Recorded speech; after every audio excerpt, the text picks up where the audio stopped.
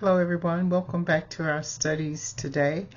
I trust that you all have had a great week and had a great weekend. So before we get started today, let me just address the elephant in the room, literally.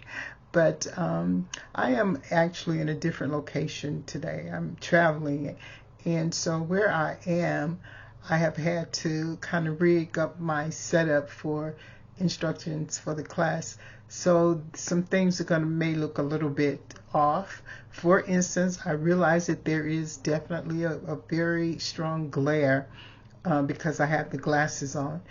Most times I can do okay without the glasses, but I have to have the glasses on to read today. Again, just because of how we're set up. And also what you're going to see in that glare is that I have my notes. And on my device, I'm going to be going through and reading from the information. So you're going to see all of that in these glasses. You're going to see the notes. You're going to see the glare.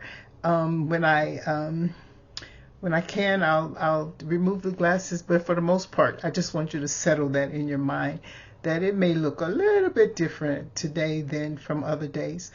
But anyway, we're going to go ahead and get right into our lesson today, and I pray that you will not be so distracted with looking at it. If necessary, if you can turn your screen off and just have my voice, but just as long as you can hear the information.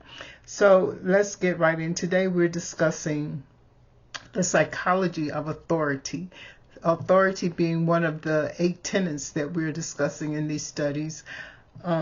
We've gone through 2 already, and this time we've gone through the psychology of vision, the psychology of innovation, and today we are looking at the psychology of authority. And when we're talking about leadership, remember that these are 8 tenets that we have recognized that is absolutely necessary for anyone who's leading in any capacity of leadership, particularly when you are dealing with people or leading people, whether it's a team of people, or if it's just one person, or a large group of people, or a smaller group of people. Anytime you're dealing with having to lead people and to give vision and give direction for people, we need to have those who are strong in leadership in those roles that are managing and supervising and directing people. And so today we're going to be looking at the aspect of authority. And authority, what I always like to start off with the class, I like to give you just a basic definition of the word authority. And so we've gone to the dictionary, and I'm going to actually read to you the definition that I got off the internet for what authority means. And I think it's pretty close. It speaks to, even from a biblical standpoint, because we are running parallels of the psychology of the tenets, and then we're looking at the biblical aspects of those same tenets. And so our position is that we'll find that in the Bible that was written long before we came along with our dictionaries and with our definitions and what words meant, the Bible had already been written. And so we understand that it was written in different translations. And for the sake of this class, I want to remind you that I'm actually going to be using the NIV version of the Bible. It's the New International Version of the Bible. And so when I ask you to go to scriptures or read scriptures, if you want to read it and see it just as I'm reading it and seeing it, then you'll have to find online or find a Bible that is the New International Version of the Bible. Otherwise, you'll get the same idea of what I'm reading, but it may not read verbatim as to what I'm reading. So back to this word authority. We have to carry the weight, if you would, of authority if we're going to lead people. And so many times, especially in the culture and environment that many of us live today, the idea of authority has gotten kind of twisted because people take that authority to mean a lot of different things. People take authority to mean that, I am the sum total of everything that should be or could be done in this area that I may be leading in. and everything ends and it stops with me. But many times what we forget is along the way, the people that are also involved. Let's say if we're working with a team of people, a group of people, the people that are involved in whatever it is you're leading them in, or wherever it is you're endeavoring to lead them, the people that involve have a very strong part to play in the success, in the continuation, in the initiation of whatever that thing is you're leading. The person in authority would be primarily the visionary. That person would give the idea. That person would cast the vision. They would say, we're going here and this is what we want to do once we have gotten into it. This is what the end result will look like. That's the leader giving direction for it. And then the leader will also bring in the tools and the innovation for how they're going to accomplish the goal. But along the way, the people that are working or running with you with the vision, those individuals play a very strong part. And we, as those in authority, have to know how to make the best use of the people that we're leading. When I say use, I don't necessarily mean use from a standpoint of taking advantage of someone, but being able to assess, being able to properly place people, being able to recognize their gifts and their callings and where they will fit into the vision, being able to see if areas of perhaps where they need to be more developed in, being able to see people that are highly developed, and in some cases even people that may have the authority in a situation may not be the person that has the most knowledge about it or the person that has the most experience even, and oftentimes nonetheless people are in positions of authority. So we want to be able to, especially those of us who are endeavoring to follow Christ and to live Christian lives and to promote the Christian lifestyle, as leaders, we want to be able to lead as Christ led, the man who was of great integrity, the man who was of great vision, the man who was the innovator of all time, of all innovation, and the man who was the authoritative of all authority. And so today we're going to be looking at that. Our definition for authority reads: the power or right to give orders, make decisions, and enforce obedience. The power or right to give orders, to make decisions, and enforce obedience. Now, that last sentence of enforcing obedience, that can be a little bit touchy because people feel like, especially if you are an adult person leading adult people, peer to peer, sometimes people feel like, obedience. What do you mean I have to obey you? But then, yes, it's true. In order to follow a leader, there is an aspect of obedience. You cannot avoid that. It's not to mean that you will downplay or minimize a person's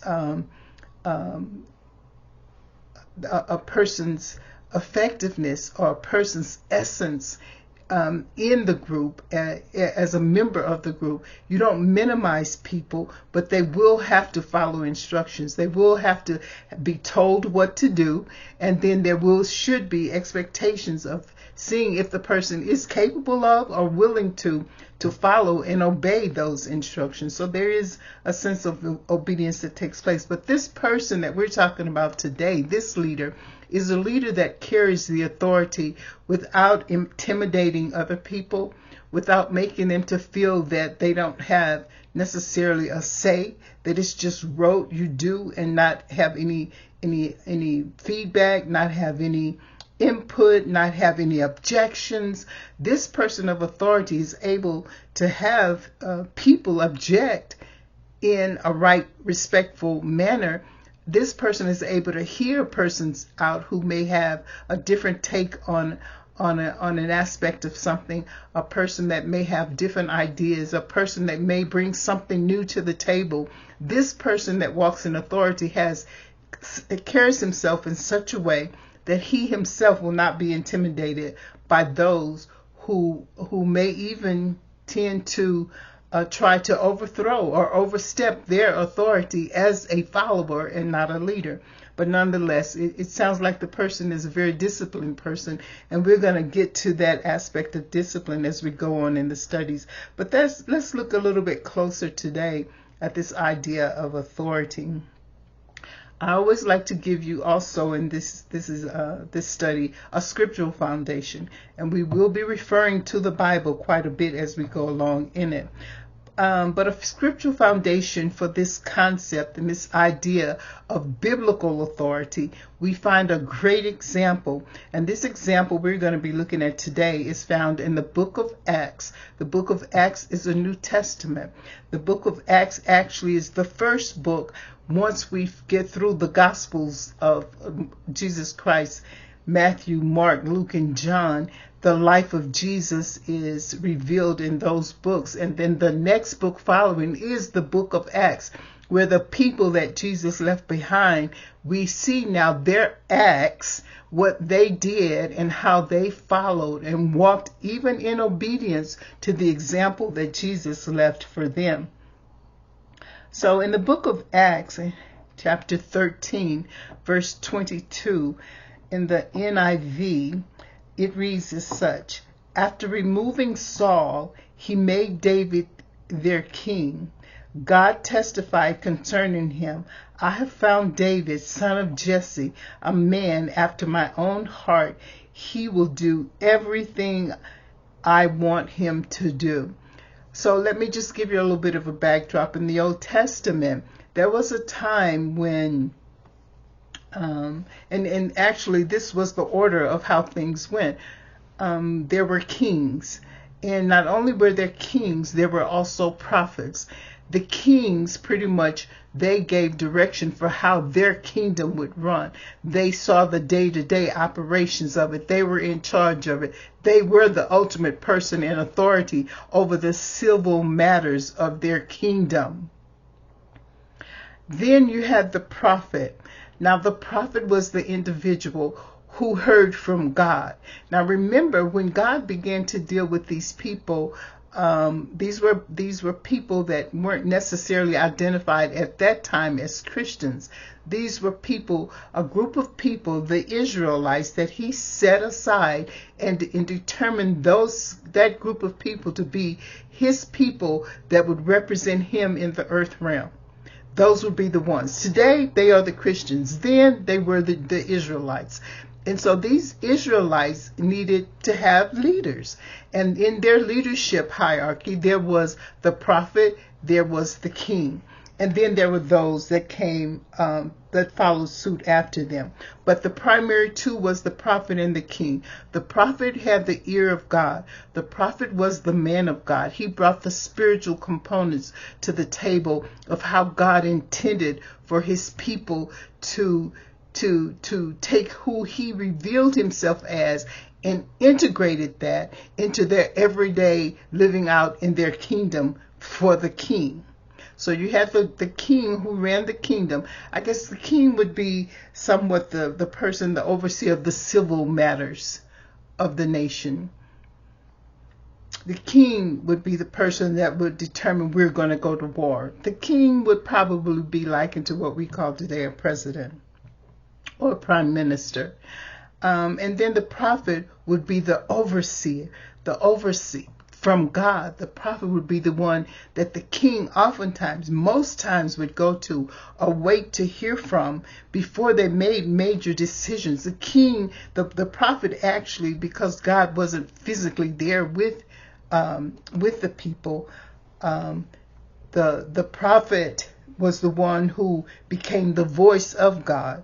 He was the one that spoke. He was the one that would get the ultimate direction from God and then would bring it to the king to say yay or nay or to give spiritual direction. So these people here, we see the authority and the order of authority in this and how God dealt with people back in that day.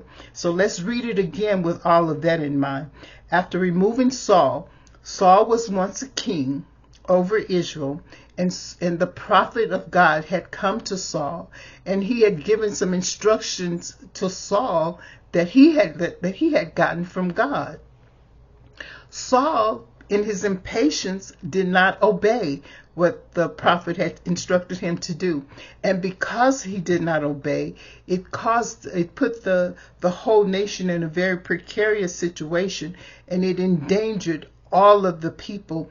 Ultimately, because of Saul's disobedience to do what God said for him to do, God speaking through the prophet, Saul lost the kingdom. The kingdom was taken away from him. And for the simple reason that he didn't do what the prophet said that God told him to tell the king to do. So Saul lost the kingdom. He made David their king. And God testified of David, I have found David, son of Jesse, a man after my heart. He will do everything I want him to do. So Saul didn't do everything that God wanted him to do. Consequently, he lost the kingdom. He was demoted as king. And another man whom God found, King David, he wasn't king when God found him, but he made him to be king.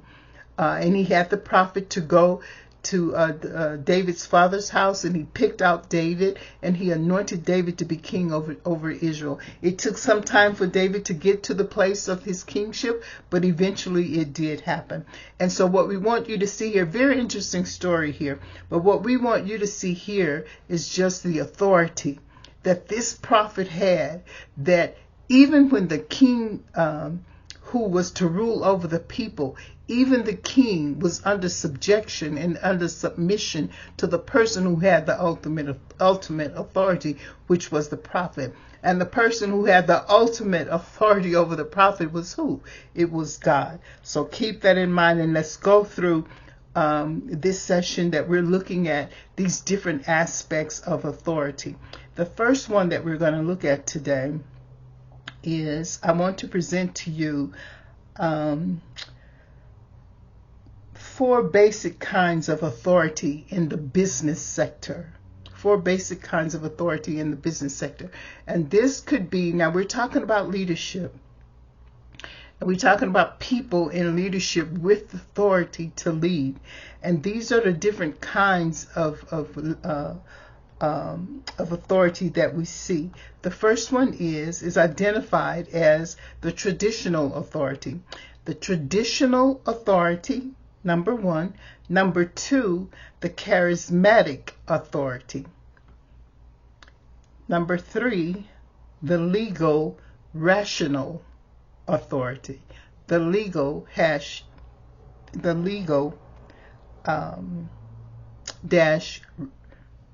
rational authority. The next one is the expert authority. Let's go over them again. The traditional authority, the charismatic authority, the legal rational authority, and the expert authority. So what we're submitting today is that these 4 styles, if you would, or these 4 methods of leadership you will find in any business, in any organization, in any model of leadership. The first one, we're going to go a little bit further into it, traditional authority. This type of authority is based on long established customs, habits, and social structures. Think of monarchies or religious institutions where authority is passed down through generations. People obey traditional authority because that's the way it's always been done. Traditional authority. Now, traditional authority is good. It can be good.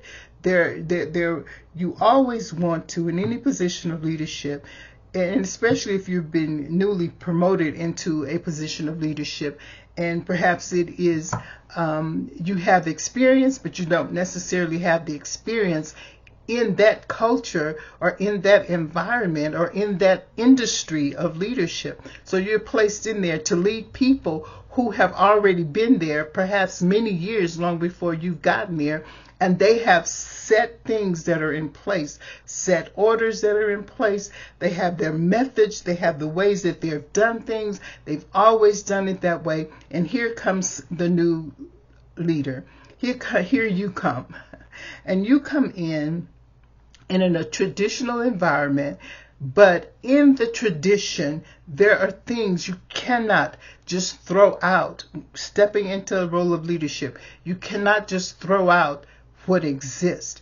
There has to be a time that there's some calculating, there's some investigating, there's some reviewing. There are some things that perhaps will need to be set aside, some things that need to be put away, some things that need to be added in, but the traditions will have to be looked at. And the danger is going into a position of new and in leadership, the danger in going in and moving too quickly with people that are already familiar with how things were. People have a tendency to bottleneck. Things have a tendency to get bottlenecked because to change too quickly can be more damaging than no change at all. Changing something too quickly can be more damaging than not changing at all. So the traditional authority exists, and it must be respected, and it must be considered. Even in the greatest innovative ideas, even in the greatest of vision of what the vision has been, even in the greatest of all of that, the tradition of the culture, the tradition of the environment, the traditions of the people, whether good or bad, we're not even discussing good or bad, but just that it is the tradition. Those things must be considered for any leader that's going to be effective in moving into leadership and leading people. Oftentimes it can be bottlenecked because people don't want to change. And sometimes you may walk into a situation where people may have had positions, since the inception of a company or since the inception of an organized group of people, and you have people that may have been the primary, from the foundation. They may have been a part of even founding. You have founding members of organizations that have been there forever, and of course change needs to happen. Perhaps a whole decade has gone by now, and things just have gotten still, and things are not as relevant as they once were from the beginning. But even in all of that, you cannot introduce new too quickly. You cannot just disregard the traditions. You'll have to visit it. There's something in that tradition that has caused it, even though it may not be as effective as it could be or as it once was, but there's something in that tradition that has brought it from the beginning to now to where you are entering into the equation. So you'll have to extract those things. There's always some good in it. It may need to be tweaked. It may need to be rechanneled. It may need to be deleted because it's obsolete. But it's going to take some time. It will take time. Let's look at the second one. The next one is the charismatic authority. A charismatic authority, this form stems from the personal charm, the magnetism, or exceptional qualities of a leader. Charismatic leaders often emerge during times of crisis or social upheaval. They inspire fierce loyalty and can motivate people to take extraordinary actions. This charismatic leader is when you find yourself in a situation such as this, the authority that they carry comes out of their ability to be able to move things and to sway people and to be able to have insight and to see how to spark a fire in people, which is good. All of that is necessary. Charisma is always good, but true leadership cannot live and hinge on on charismatic or charisma only. Charisma will work oftentimes because it's something new. Charisma will work oftentimes because it presents a different flavor, a different it calls for a different attitude. New. I mean, and people like new. Some people do like new. They like fresh. They want to see change, and they've been waiting for change. And so here, this person comes with some great ideas and with some great thoughts to be considered, and they're able to influence, and they're able to talk to people, and they're able to tell people, to persuade people. That's why it's so the idea is that this type of leadership coming along when there are upheavals, or when there are a lot of people that are disgruntled, and they're able to step in that role and to be able to charge, if there is an upheaval, they're able to charge both ends of the pendulum. They're able to stand in the middle of whatever the upheaval is, and being able to present both good and both not so good aspects of it. They're able to kind of move the people along in such a way. This is a good person to have in a position of leadership. But charisma goes very well if the person that is charismatic can also respect the traditional authority. They can also respect the traditional culture. They can't lean too much on one end of it, but they'll have to bring a great blend of the old and the new, and to be able to move things along, to persuade and convince that yes, you've done it this way all this time, but now we're going to consider or add to or add on, and find ways to incorporate, and find ways to blend in or to merge in, so that you can create something that perhaps have not been done before, but leaving the people in a mind that they're not being omitted, and that they're not being disregarded, and that you can have some longevity with it, and not just coming as a breeze to present new things and move along. One thing about people that are charismatic is that they have a tendency to move from the next to the next to the next, without having really any good strong roots in. And so if you find a person that has the charisma, and that can also tend to the roots, and be able to, and not just root out and destroy the work that has already been done, then you find yourself a good leader. The third one we're going to look at is the legal rational authority. This is the most common form of authority in modern societies. It's based on clearly defined rules and procedures, often codified in laws of organizational policies. People follow this authority because they believe in the legitimacy of the system that it represents. The people will follow where there is order. People have a tendency to be more confident in themselves. They have a tendency to have more confidence in the leadership, and they have more confidence in the organization when there is order. So this legal rational means that they've dotted all the I's, they've crossed all the T's. They have procedures in place. They have policies in place. They have order. They have consequences, consequential matters, and how to deal with things. They have considered all the components of people that would work with them, and the different challenges may come up. They have an answer, a model for an answer for it all. And so people are able to go right to the book. They're able to find right to the book. Now, the downside of the legal rational authority, it's a great thing to have, because as I said, people flourish when there's order. If they're chaotic and everybody's just flying by the seats of their pants, and it's come see, come saw, whatever comes up to us is what we do in the moment, and they change from moment to moment, people have a tendency not to do well with that. And you'll find that you'll be nurturing a culture of distrust and a culture of uncertainty. And so we don't want that to happen.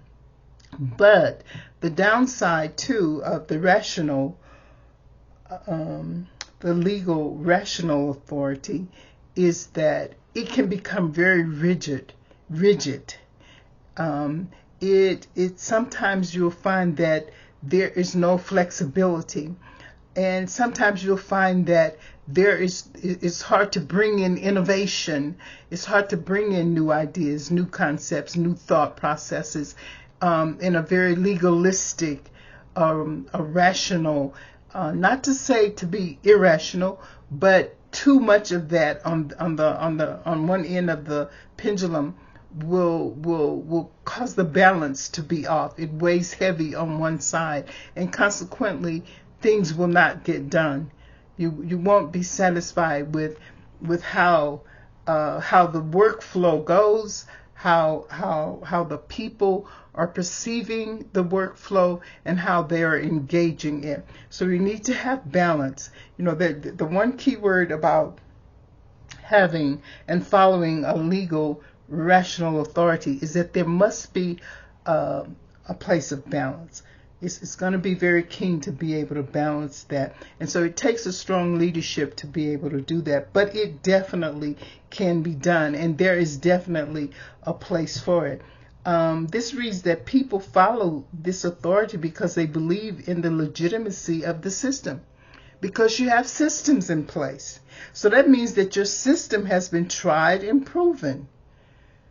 The system has been tried and proven. So the methods may have worked up to now, but because there are other components of the vision and other aspects of innovation that may be brought in, now the methods are going to have to be revisited. And we don't want to find ourselves in positions of leadership where we're so rigid that there's no room for growth, there's no room for change, because we have the policy and we have the procedures.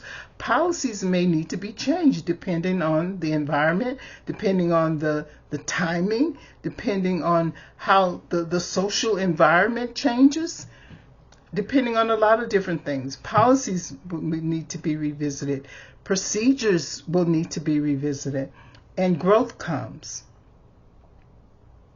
All right, I think enough said about that. We're going to move on. I have a little bit more to get to, so I don't want to get stuck on too much at one time, on one topic. The final one we're going to look at today is the expert authority. The experts. Let's look and see what they're about. While not part of Webster's original classification, expert authority is increasingly relevant in our complex, specialized world. This type of authority is granted to individuals based on their knowledge, their skills, or expertise in a particular field. We defer to doctors, we defer to scientists, or other experts because we trust their specialized knowledge. So this particular expert authority simply means that people will succumb to, people will follow, people will respect even the expert authority simply based upon their history, based upon their knowledge, based upon their longevity, based upon their skills. So the doctor, because you're a doctor and you've been a doctor, the doctor knows. If the doctor doesn't know, who else do we go to? The doctor knows everything. So this person is an expert in his field. He is a specialist, He's not just a doctor, but he's a neurosurgeon. He's the top of the at the food chain. He knows everything about the neurology, and he, not on top of that, he's a surgeon. So he's skilled in being able to perform surgery. So the scientist knows everything. He's the expert in science. In other professions, we could just go on and on with that. But people trust specialized knowledge. Specialized knowledge is good. It's good when you know your craft. It's good when you know your skills. However, However, as an expert as you may be in whatever the field is, whatever the leader's leading in, there is always something else that can come after that. There has to be. That's how the whole life is just made up that way. No one person is the sum total of anything. There's always room for growth. There's always room for change. And not only that, the expert being an expert in what he's in, innovation comes in. So what do we do with that? How do we deal with innovation in leadership if we have an expert and we don't do anything else other than what he has done and what he has known and how he has developed in his skills? If we never get past that, how do we grow? So even with the expert authority, it is to be well respected. It is to be well acknowledged. It is to be well followed. And at the same time, it has to leave space and leave room for growth and for opportunity. That means again then that it is possible that if you've gotten 30 years as a specialized orthodontist and a young university student just graduated from the best school in the nation, where he's got some additional skills, he's gotten some additional information, he's gotten some new innovative ways of how things can be done. So does the expert hold everybody captive to what he has and who he is because he is the expert, or does that individual open up and allow other people to have input? And it could be people that's just on your team. Yes, you are the person in charge. Yes, you are who everybody. You have the last word. So let me put it this way, to refer back to what we just read from the Bible. So yes, you are the prophet of whatever, of being a specialist neurosurgeon. You're the prophet of that. You are the one. But still, you're not the sum total of all that there could be of that. You are the king, but then there's the prophet. You are the prophet, but then there's God. So in our leadership, it's good to have all of these kinds of authority. It's good to have them. It's very much needed in leadership, and we'll find them in leadership. But how much better would it be if they were all working together, or if they were interchanged with other aspects of authority in business and in leadership? Okay, we're going to move on. How authority shapes our behavior. So I thought today for this particular class, we would go over the four kinds of authority, which we just did, and then we're going to look at how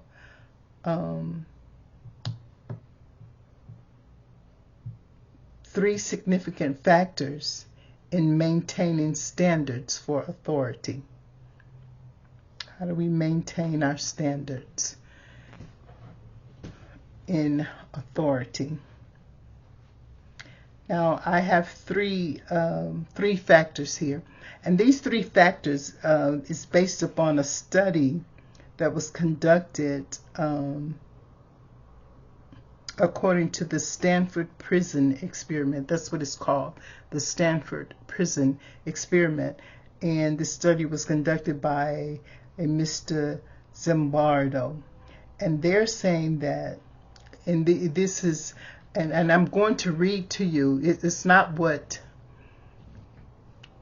was verbatim, but these are, I've extracted what these three factors are for the points of our discussion today. Number one is checks and balances. We're looking at how to maintain standards for authority. Checks and balances. The second one is ethical, having an ethical compass. The third one is moral compass, having a moral compass. So if we have certain standards that we're expecting our groups, our employees, our assistants, our colleagues, if we have certain certain standards that we are expecting to be held in whatever it is, in whatever aspect of leadership you're in or an individual may be in, according to this study, they found that checks and balances at the top of the list. Checks and balances is a system that allows each level of authority of leadership, such as supervisor, manager, director, to let each one of those, to allow each one of those to amend, to override, or veto acts of another, as to prevent any one level from exerting too much power beyond its level. So basically, in short, what that means is that the supervisor that has just gotten promoted maybe to supervisor, or maybe has been a supervisor for a long time, but so that that supervisor doesn't allow things like being an expert, or things like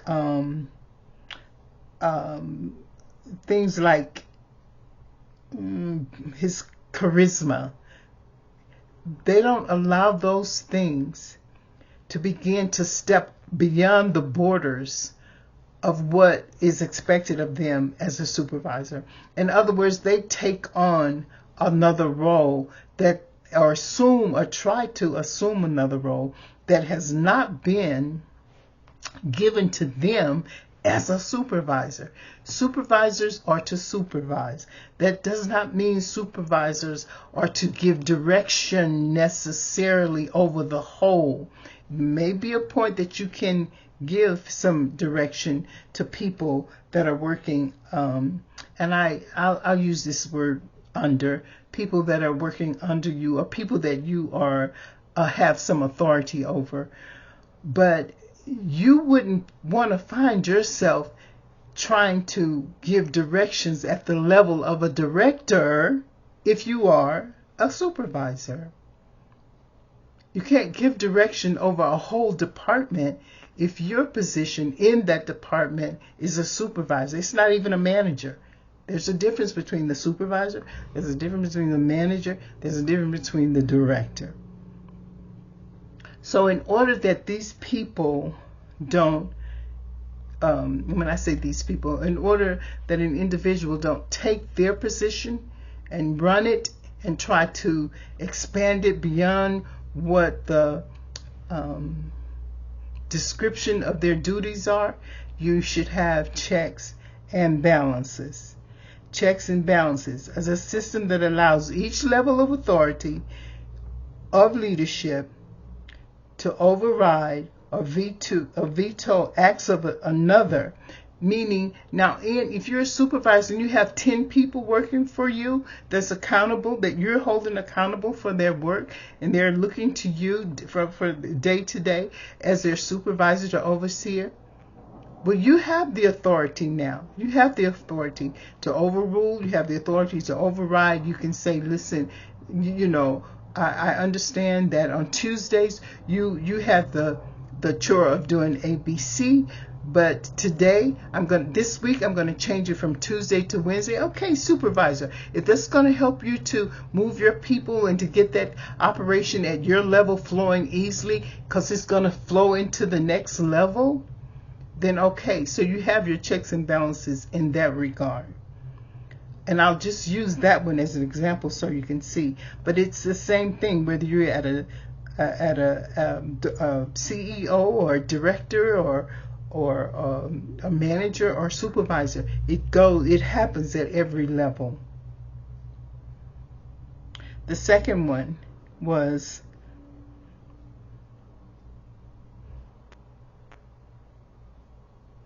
I skipped.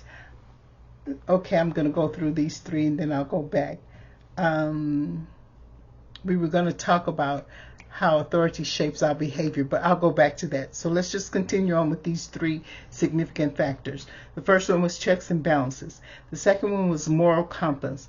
A moral compass is a set of beliefs or values that help guide ethical decisions, judgments, and behavior. An internal sense of right and wrong. A person has an internal sense of right and wrong. You should have some ethics, and especially in positions of leadership. And so in the world today, we see the decline of that is so great. But there are no moral compasses, it appears to be. Ethics have just lost its way. It's everything. People do whatever it is to do to their own advantage. You know, the goal is for me to make sure that I get all of my numbers in and that they're all correct. No matter how or what my people have to do to get it, just get the numbers. And so the ethics in the moral compass has just kind of flown away. And so people are trying so hard to get to the bottom line that they omit these. And according to this, it just does not make good for business. It does not make good for setting standards. I'll read it again. A moral compass, a set of beliefs or values that help guide ethical decisions. An organization should have that. I mean, if you're responsible, if you're a purchaser, and you're the one that purchased food at this top of the line 5-star restaurant, and you're out buying meats from another I almost called name, but I won't do that. I don't want to get in trouble here. But if you're buying low quality foods and you're serving those foods as a 5-star in a 5-star restaurant as high quality foods, there's no ethics in that. Where's the moral compass in that? There is none. So we want to make sure that we have some some ethical practices in our leadership. That we have ethical practices. The next one is the ethics. The first one was the moral compass. In other words, if you're doing something like that, like the example I just gave of selling low quality meat in a 5-star restaurant, where's your conscience in doing that? Why isn't there any kind of conviction or any kind of morality that says, you know what, I don't feel good about it. We're charging the people. If we're charging them $100 a plate, but we're only serving them foods on the $5 level, where's your why is it that people, would, for the love of gain and for the love of money and for the love of whatever it is, that you would reduce a good conscience and a good heart toward doing what's right? Yeah, things to think about, huh? The final one here is ethics compass. We have the checks and balances, we have the moral compass, and we have the ethics compass. And the ethics compass and the moral compass kind of intertwine together. The principles, the ethics compass says the principles or values that guide behavior, making and reflect duly fairness, honesty, and respect. In a professional setting, the ethics would be the guidelines. Yeah, I like that. In a professional setting, should be in any setting, but in a professional setting, your ethics should be the guidelines.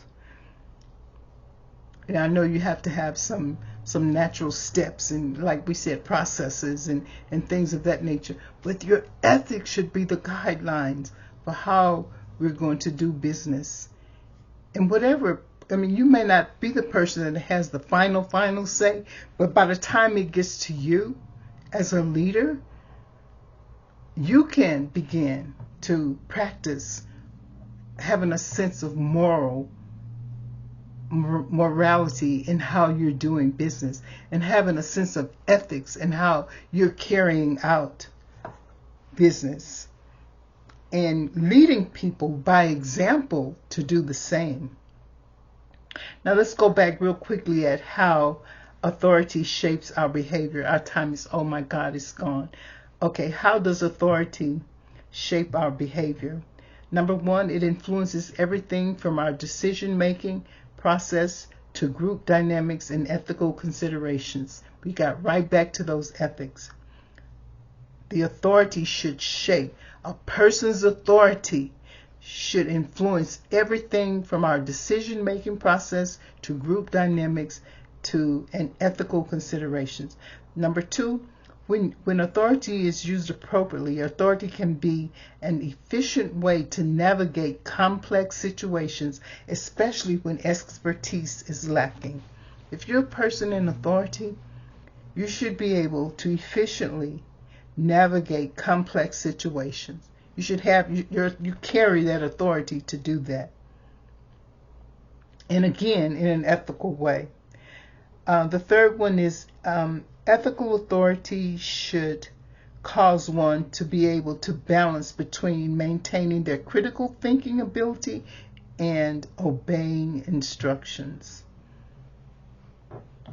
Ethical authority. If you're walking in ethics in your authority, you will cause, or should be able to cause, others to balance between maintaining their critical thinking ability and obeying your instructions. Ethics means everything.